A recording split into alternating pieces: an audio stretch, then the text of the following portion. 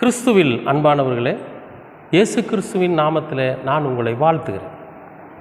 இன்றைய அனுதின உணவில் கர்த்தர் நமக்கு கொடுக்கிற வார்த்தை சங்கீதம் 36:9.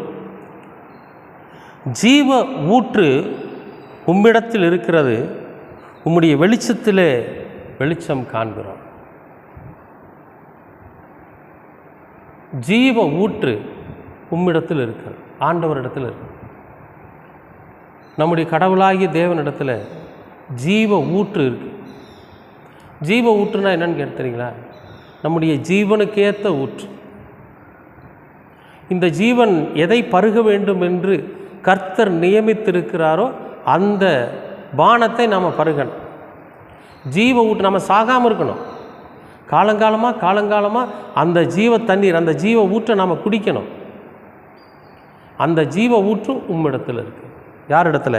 கர்த்தரிடத்தில் இருக்கு. உம்முடைய வெளிச்சத்தில் நாங்கள் வெளிச்சம் காண்போம். ஒரு பெண் உட்கார்ந்துருப்பா. இயேசு கிறிஸ்து அங்கேருந்து வருவார்.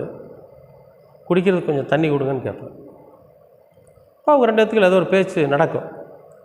அப்போ ஆண்டவர் சொல்வார், உன்னிடத்தில் பேசுகிறது யார் என்று உனக்கு தெரிஞ்சிருந்தா நீ இப்படி பேச மாட்டேன்.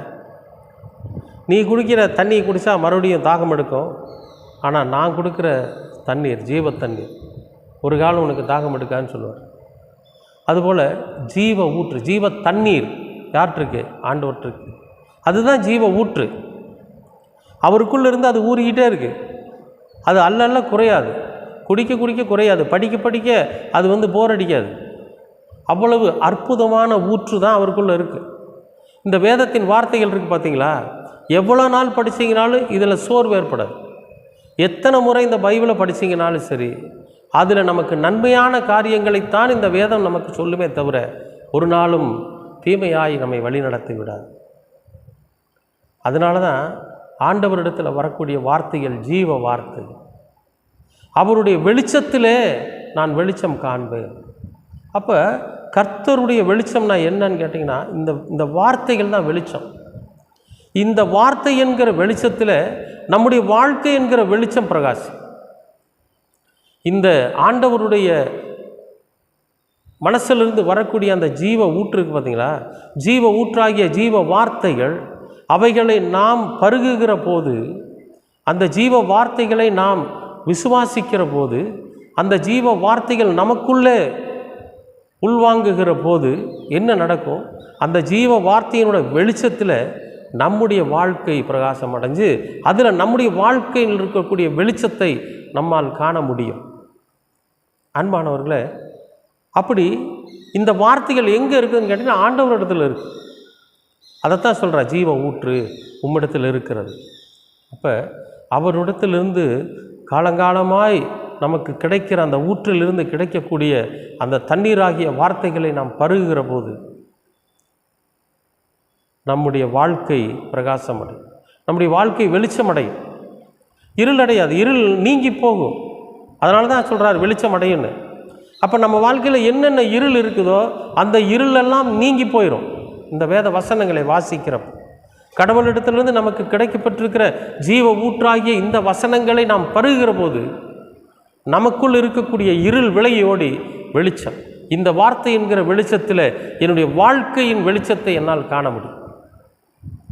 அன்பானவர்களே, டெய்லி ஒரு வசனம் வாசிங்க போதும். சில பேர் சொல்லுவாங்க, நான் பைபிள் 50 முறை வாசிச்சிருக்கேன், 60 முறை வாசிச்சிருக்கேன். பிரயோஜனம் இல்லை. தினமொரு வார்த்தை வாசிங்க. அந்த வார்த்தை நமக்கு என்ன சொல்லுகிறது என்பதை அமைதியாக உட்கார்ந்து தியானித்து பாருங்கள். அந்த வார்த்தை எப்படியாக நம்மை வழிநடத்துகிறது, ஜீவ வார்த்தை எப்படி நம்மை வழிநடத்துகிறது, ஜீவ வார்த்தை எவ்விதமாக நம்மை பயணிக்க சொல்லுகிறது என்பதை நம்ம ஒரு 10 நிமிஷம் உட்கார்ந்து யோசனை பண்ணி பாருங்கள். ஒரு வசனத்தை வாசிங்க. இயேசு கிறிஸ்து நமக்கு கற்றுக் கொடுத்திருக்கிற இந்த வேதத்தின் திருவார்த்தைகள்லேருந்து ஒரு வசனத்தை வாசிங்க. அந்த வசனம் நமக்கு என்ன சொல்லுதுங்கிறத பாருங்கள். ஒரு 5 நிமிஷம் அல்லது ஒரு 10 நிமிஷம் எடுத்துக்கங்க. அமைதியாக உட்கார்ந்து கண்களை மூடி அந்த வசனத்தை தியானிச்சுக்கிட்டே இருங்க, சொல்லிக்கிட்டே இருங்க. அந்த வசனம் ஏதாவது ஒரு வழியை நமக்கு காண்பிக்கும். அந்த வசனம் நமக்குள்ளே இருக்கக்கூடிய ஒரு இருளை வெளியேற்றுகிறதை நம்மால் உணர முடியும். அன்பானவர்களே, நம்முடைய வாழ்க்கை பிரகாசம் அடையும். அதனால தான் இங்கே அருமையாக அந்த வசனத்தை சொல்கிறார். என்னென்னு? ஜீவ ஊற்று உம்மிடத்தில் இருக்கிறது. ஜீவ வார்த்தைகள் கடவுளிடத்தில் இருக்கிறது.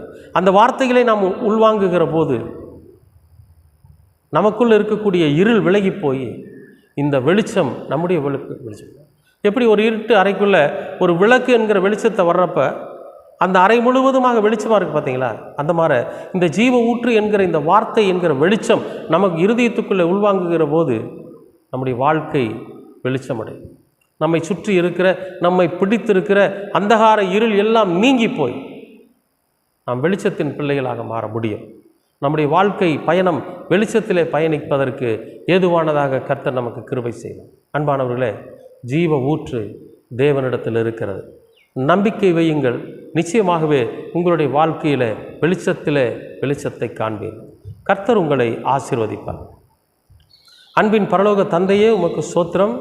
அருமையான நல்ல இந்த நாளுக்காக நன்றி. கர்த்தாவே, நீர் எங்களுக்கு கற்றுக் கொடுத்திருக்கிற இந்த வார்த்தைகள் எங்களுக்கு வெளிச்சமாக இருக்கட்டும் ஆண்டவரே. இந்த வார்த்தை என்கிற ஜீவ ஊற்று உம்மிடத்தில் இருக்கிறது. அல்ல குறையாத ஆண்டவரே. இன்னும் அதிகமான அறிவுரைகள், ஞானங்கள் இவை உம்மிடத்திலிருந்து நாங்கள் பெற்றுக்கொள்ள நீர் கிருபை பாராட்டு.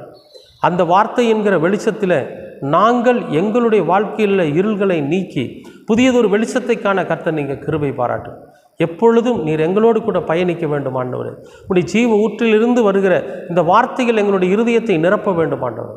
நாங்களும் வெளிச்சத்தின் பிள்ளைகளாய் மாற நீர் கிருபை பாராட்டும். உடைய இரக்கமும் உடைய வசனங்களும் எங்களை வழிநடத்தட்டும். இரட்சகராம் இயேசு கிறிஸ்துவின் வழியாக கேட்கிறோம் நல்ல பிதாவே. ஆமேன், ஆமேன், ஆமேன்.